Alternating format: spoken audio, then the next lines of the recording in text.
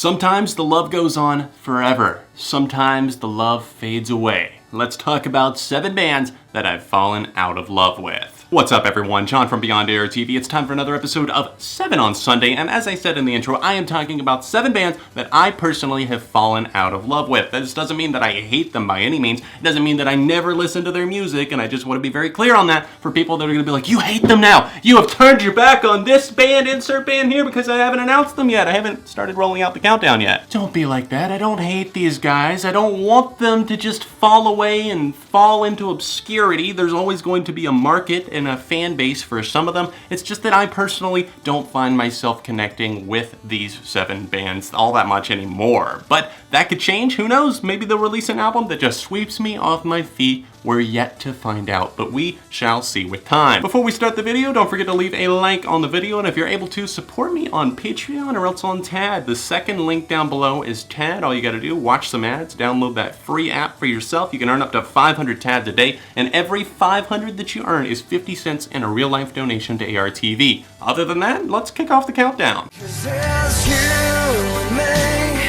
and all other people, nothing to do, nothing to prove, and that's you and me, and all other people, and I don't know why I can't keep my eyes off of you. These are going to be in no particular order today because I don't think that I've necessarily outgrown one or else moved on or else just stopped liking one more than another. But anyways, with that being said, my first pick is LIFEHOUSE. LIFEHOUSE are a pop rock band, adult alternative, kind of like moody, slow, charming music that's like going to break your heart or else mend your broken relationship. And they made a lot of kind of relatable slow pop songs that were big in the early to mid 2000s, like Hanging by a Moment, Broken, Whatever It Takes, and my personal introduction to them, First Time, which is a song that I still do enjoy. I actually discovered them one night while I was waiting for Scrubs to come on late night TV. I stayed up late, and I actually caught their performance on Jay Leno. The performance was fun, it seemed like they were rocking out, and I was actually kind of jealous of their guitar player's hair, because I wanted to really grow my hair out at that time, and I was like, damn, I wish I could have that mop. So of course I booted up LimeWire, downloaded some of their songs. This was like 2007 I think, and I started getting into LIFEHOUSE. And for a while there, I was a pretty hardcore fan. I mean, I was the fan that even supported them through All Maria, a very, very weird outing for them. But I'll still say that Between the Raindrops with Natasha Bedingfield, I believe it was a great pop song. And they just kind of weren't firing on all cylinders. And they've been okay, I guess, since then. They've been okay all throughout their career, but looking back on it now, it just seemed like they were writing the same song over and over again. And maybe lead singer Jason Wade went through some stuff. Maybe he actually just had to write from this point of view because he was actually continuously going through these breakups, or else just this love or this infatuation. But me looking at it now, it's just not for me. Let's get this party started, let's keep them 40s poppin', so just get buzzed and safe up, we'll keep them droppin'. Let's get this party started, let's keep them 40s poppin', so just get buzzed and safe up, we'll keep them droppin'. This band probably could have been on my episode of SOS where I talked about 7 bands that I fell out of love with, but nonetheless, I am going to talk about them here briefly. Hollywood Undead. I've said it a few times in tweets and that sort of thing, but I just feel like I don't have the love like I did, and it's probably because I'm 25 now. I'm not like 16 to 19. That was my primary time that I was getting into them and absolutely loving them. My senior year of high school, I got so many dudes in my class like addicted to Swan songs, and we went to a Christian school listening to this music, and it was rough. There was a lot of harsh language in there and that sort of thing, and I just thought I was rebellious. I can still sit down and rap my ass off to some of these moments, whether it be Undead, Number 5, Everywhere I Go. Oh, wait, what's that?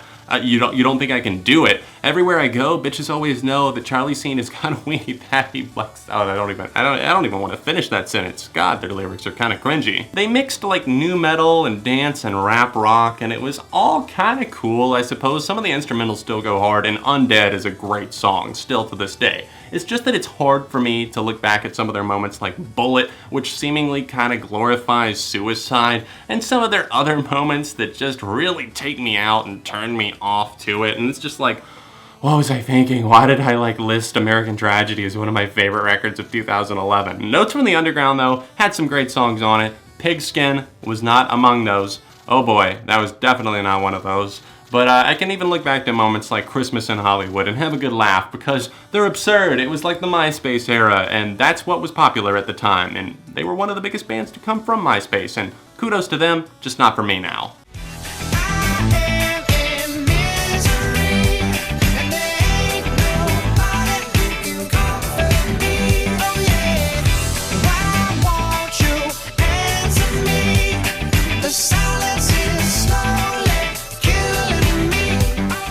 Oh, Maroon 5, how you've fallen from grace, from the songs about Jane to the It Won't Be Soon Before Long days. Now, you're making stuff like V and Don't Wanna Know and Cold, and Cold's okay, I guess. The vocals on it are fine. It's just that Maroon 5 keeps saying, we're gonna go back to our songs about Jane type vibes, where we just sit down in the studio, bang it out, write some songs on the guitar and that sort of thing, but they keep moving further and further away from that, and I just want to grab somebody or else their producer by the throat and say, stop making it the Adam Levine experience. It's not just about him. There's other people in the band too, and I would like to hear them for a change, please. That's been the biggest problem for me, just getting into anything that these guys put out now, because it doesn't seem like these guys, it seems like Adam Levine, but he's afraid to lift the moniker of Maroon 5 and go solo for some reason. I don't know why. He'd clearly still be successful. People think that he's super attractive and super awesome at singing and all that, and there's too much autotune for me to really even tell these days. Who knows? But I think that's just one of the problems right there. Another one to add to the stack. There's a lot, and Maroon 5, just as a result, just kind of turned themselves off for me.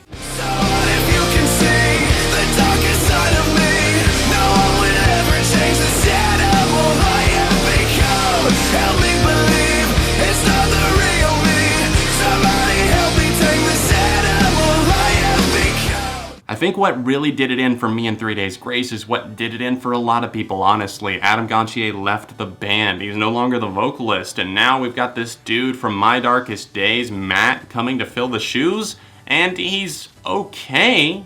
He's just never gonna be Adam. And in a band that definitely just really had those powerful vocals and even the lyrics from Adam, you're just never gonna be able to top that, replace that, and that's why Human, their only album so far with the new singer, fell so short. They've got classic records like 1X, Life Starts Now, even the self-titled, and even parts of Transit of Venus. But right after that record, Transit, came out, Adam was like, I'm out. You know, left with the jackpot.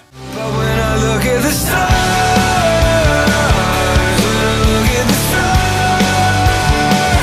when I look at the stars, I see someone else. I hate to put these guys on here because I've met them, they're really nice dudes. It's just that I don't feel the connection to the music of Switchfoot that much anymore. It's something where I can definitely go back. I love some of their records still, like Nothing Is Sound, The Beautiful Letdown, and even moments of some of their albums that followed, like Vice Versus. But overall, I don't know what it is. It's not that they're cheesy or anything like that. It just seems like I feel like I've heard all of the songs before, and I've heard them enough times where I'm like, I'm good. I'm good for a while, actually. Oh, you want to put on some Switchfoot? You know what? I'm good. John Foreman's a very talented lyricist. I admire him as a poet, a writer, his blog work that he does for Huffington Post and all that good stuff. I enjoyed seeing them live a few times as well. And I don't know what it is. Maybe it's just like a temporary hiatus that I'm going on with this band. But after 2 lackluster past releases, like on Fading West and Where the Light Shines Through, I'm not feeling it, and I'm not feeling the love. I just need something to light me up and light that spark to get me back into them, because as of right now, I'm not having that push and that urge to go listen to their music. There's always something different going wrong. The path I walk's in the wrong direction. There's always someone to get hanging on. Can anybody help me make things better? Your tears don't fall, they crash around me. Oh, you wouldn't want to meet John that was in his Bullet for My Valentine days, because that John, oh, he was hard, he was tough. Nobody fucked with Bullet for My Valentine John, because he listened to the best and the hardest music and the most metal band in the world. I'm not making fun of Bullet for My Valentine, I'm more making fun of myself here. and they definitely still have talent and that sort of thing, and I can listen to some songs, but for the most part, it's such a cringe fest for me because I know how invested I was in their music. As soon as I heard Tears Don't Fall the first time, boom, that was it. I was already loving Hand of Blood, but then I got into that track and it was all over. I listened to that song probably 30 times in a row one night, and I know that might not sound like much for some, but for me, that was like unheard of. And still, I don't ever sit there and just listen to a song 30 times, but I think I was watching the music video on YouTube, and I just kept watching it over and over and over again, and I was like, damn, this is so good, I can't get enough. And then obviously I got into the Poison, and their albums like Scream Aim Fire that came after that, and Temper really put me off. Their last record wasn't all that much better. It was okay. They've done some okay stuff, I guess, but now it's just almost impossible for me to listen. I don't ever wanna be like you. I don't wanna do the things you do. I'm never gonna hear the words you say. And I don't ever wanna be you. The final band that I have on my list today is none other than the Madden Brothers, the Good Charlotte Experience. Good Charlotte were one of the biggest pop punk and I guess emo leaning bands, and they were one of the first that I ever discovered. I loved their music, and it was something that really just, I think, was an escape for me, and I'm never gonna knock them for that. I'm very grateful for the times that they even helped me through.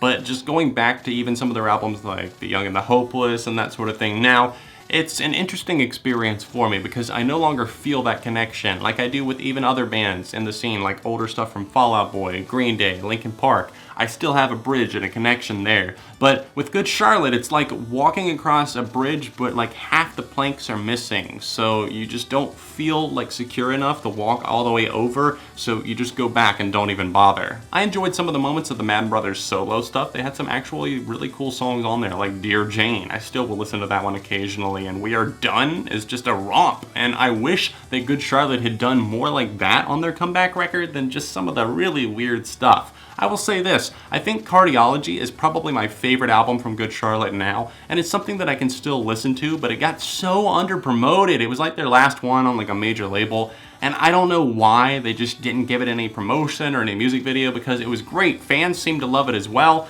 but it just didn't get that kind of attention that it really needed. So I will say that. That's a great album. Other than that, I don't find myself ever really drawn to them. I hope you guys enjoyed this episode of 7 on Sunday. Don't forget to leave a like on the video to help support while you're here. If you're able to, support on Patreon or TAD, top 2 links down below, and leave suggestions for future episodes that you would like to see of this series. You can go directly to my Patreon by tapping that annotation right there in the corner. You can see last week's episode right here, or another recent video from Beyond ARTV right here. Socials are in the description, and other than that, I'll see you very soon right here on Beyond ARTV.